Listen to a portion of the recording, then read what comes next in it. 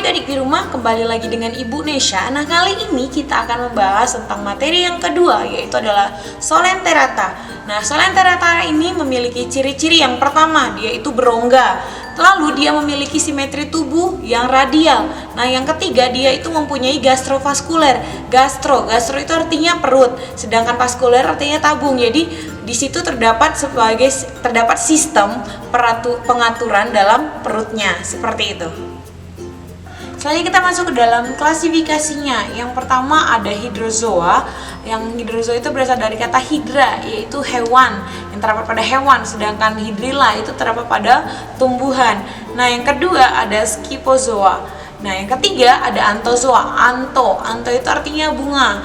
Contohnya terdapat pada anemon. Jadi anemon itu bukan tumbuhan adik-adik, tapi anemon itu terdapat pada hewan colelenterata. Jadi termasuk ke dalam hewan.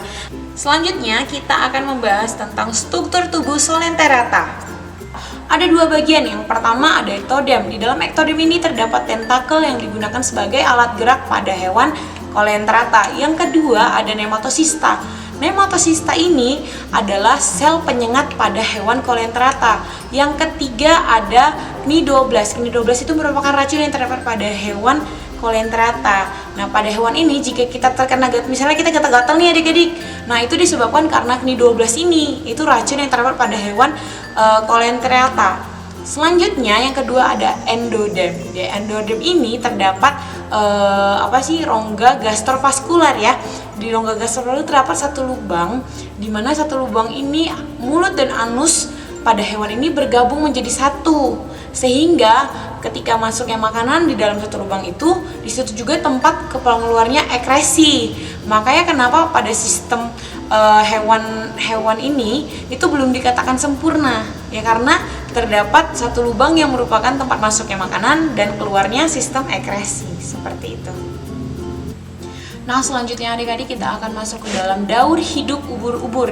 Nah, di dalam daur hidup ubur-ubur itu nama lainnya adalah Aurelia aurita. Bagus bukan namanya? Ya bagus dong tentunya. Nah, selanjutnya kita langsung masuk aja nih. Pada tahap yang pertama yang di bawah itu terdapat tahap menetap. Nah, yang di atas itu adalah tahap berenang bebas, di mana yang disebut dengan medusa atau fase dewasa. Yang di bawah adalah polip atau menempel. Seperti kita langsung masuk aja. Jadi ubur-ubur ini terdapat dua jenis. Yang pertama ada jantan dan betina.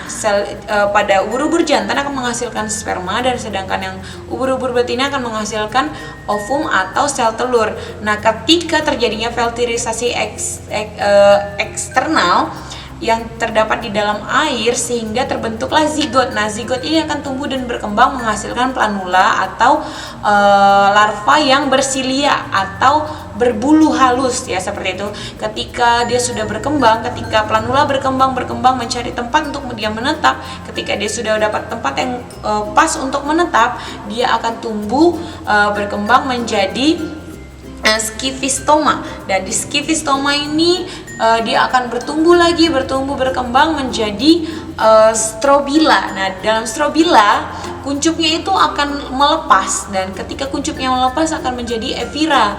Nah, pada tahap evira ini dia akan berkembang lagi menjadi medusa muda. Nah, ketika medusa muda sudah ada, maka dia akan menjadi medusa dewasa, seperti itu.